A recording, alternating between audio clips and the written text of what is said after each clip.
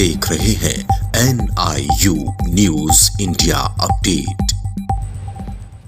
Ramnagar Corbett में सटे जानी गांव में एक बगीचे में करंट लगने से लगभग 40 से 45 साल के एक हाथी की अचानक मौत हो गई, जिसकी वजह से प्रशासन में हड़कंप मच गया।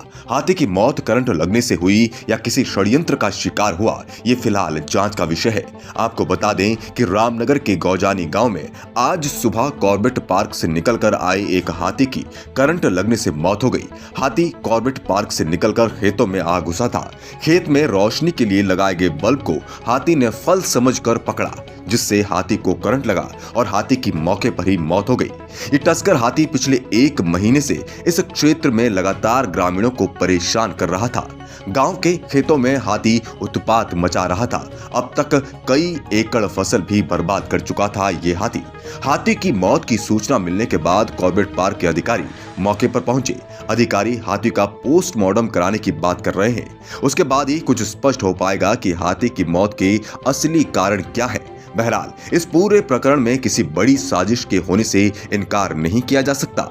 स्थानीय ग्रामीणों की भूमिका भी इसमें संदिग्ध नजर आती है। अब देखना होगा कि वन विभाग के अधिकारी कितनी जिम्मेदारी के संग इस मामले को निपटाते हैं। न्यूज इंडिया अपडेट के लिए रामनगर से संवाददाता प्रेम शर्मा की रिपोर्ट। ये ग्राम गोजानी क्षेत्र में सुबह मेरे पास सूचना आई कि एक हाथी की मृत्यु हुई है। मौके पे आके मैंने देखा तो यहाँ बिजली का तार लगा हुआ है पास में। संभवतः यहाँ हाथी आया है और इसने बिजली का तार पकड़ा है, लेकिन मौत के वास्तविक कारणों की जो जानकारी है वो पोस्टमार्टम के बाद ही पता चल पाएगी। और ये जो गोजानी क्षेत्र है ये कॉर्बेट की सीमा से 150 मीटर की दूरी पे है। नियमतः हमने यहाँ जो पूरा क्षेत्र है 3 टीमें बनाई हुई हैं जो लगातार रात में और दिन में गश्त करती रहती हैं, क्योंकि ये क्षेत्र जो है अगर कॉर्बेट के पास लगा हुआ है, इसलिए हाथी, टाइगर, लेपर्ड, चीतल इनका आना जाना रहता है। तो उसकी सुरक्षा के लिए हमने तार बाड़ और पत्थर दीवार, उसके साथ साथ ही जो EDC गांव हैं उनमें वॉलंटियर की नियुक्ति की है।